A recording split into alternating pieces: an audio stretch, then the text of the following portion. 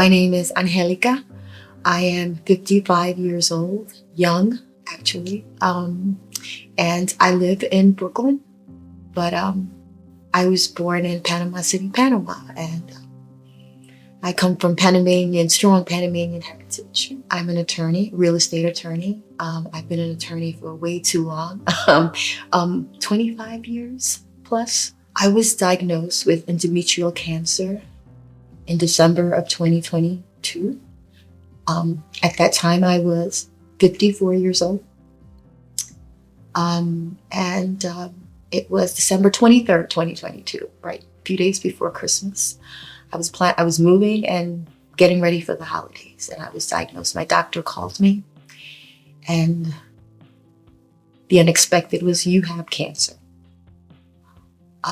She wasn't quite sure at that time, what stage of the cancer.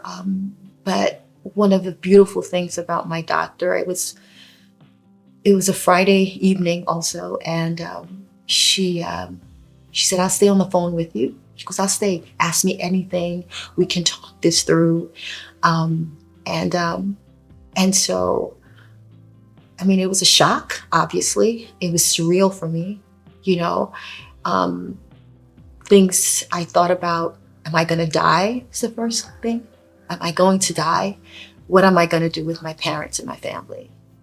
I carry my family. And so it became less about me and more about all the people around me. And and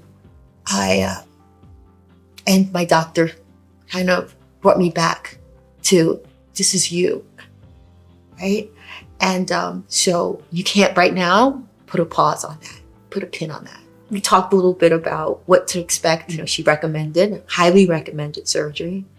And like yesterday, because it was what she could see at that time, it was an aggressive, we didn't know the stage, but an aggressive serous carcinoma.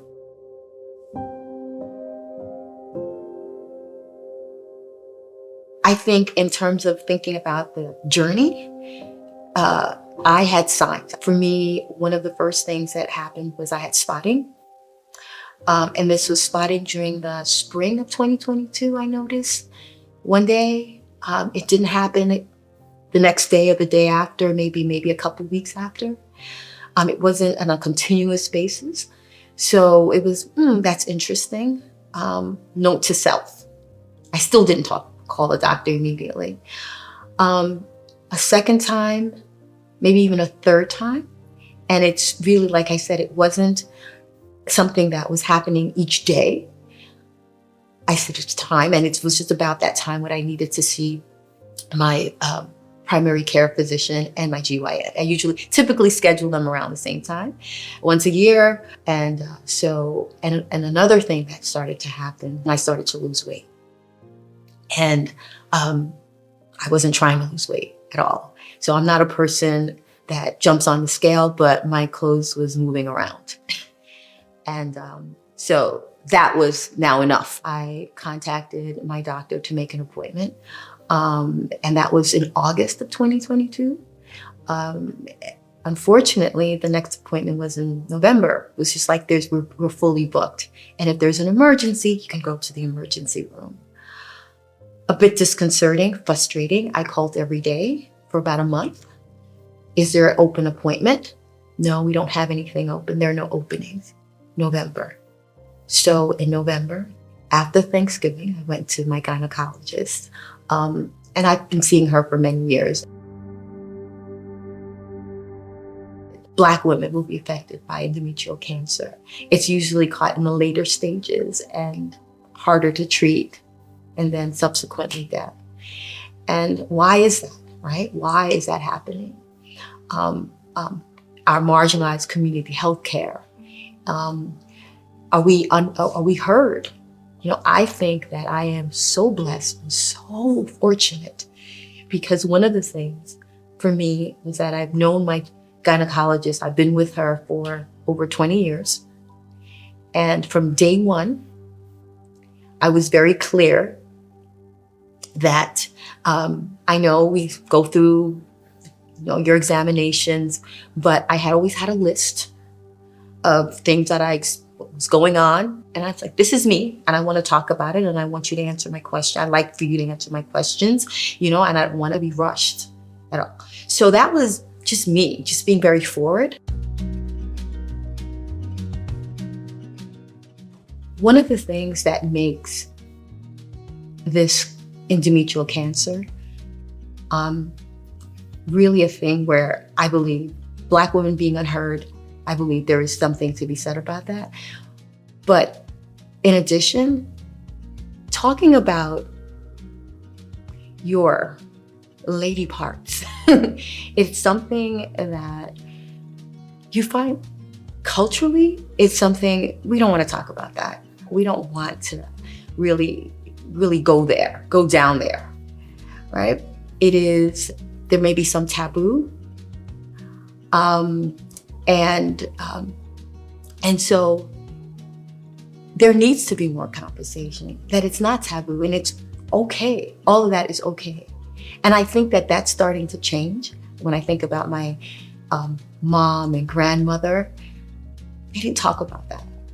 I mean, and my mother still is she's weirded out by some of the conversation a little bit. Still, I think now this is my reality, and I'm talking about it, and I'm telling her and everyone else.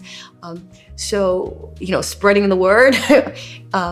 But that is a factor, right? Because it's I don't want to talk about that. But I think that you have to kind of pierce that cultural also. And if you see something, you have to say something.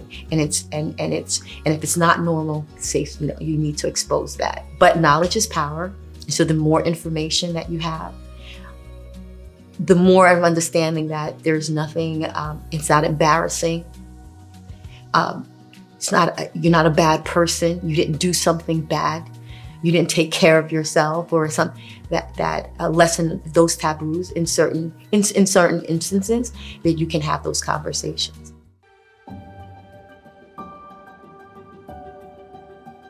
It is important for me to participate in the Spot Her campaign, because I feel very strongly that endometrial cancer, it is not a secret. It is not something taboo. It is not something that we can't talk about. Oh, it's hush. We need to talk about it. Women need to spot the signs. Do not remain silent. Do not feel that you're alone.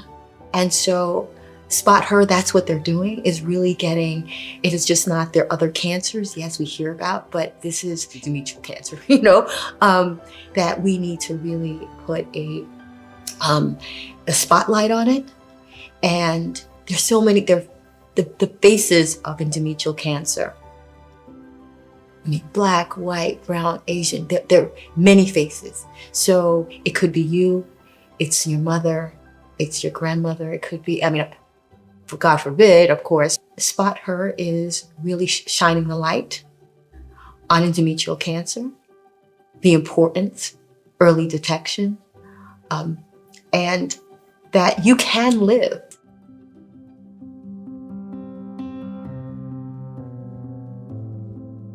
Take a breath. Take a breath. And it is scary, right? Give yourself grace. It's a lot of information, a lot to take in. But there are treatments available. There's support groups that are available. There's research being done. People are living with endometrial cancer, surviving endometrial cancer. And so that this is not a small thing. Big thing. Yeah. You'd rather not have to go through this. But there are women that have come out on the other side. And so it is definitely not, it's over. There's a lot of life that you can still live. And so that's what I would say. Can you spot the signs? Small signs can help you spot endometrial cancer. Spot Her. for endometrial cancer.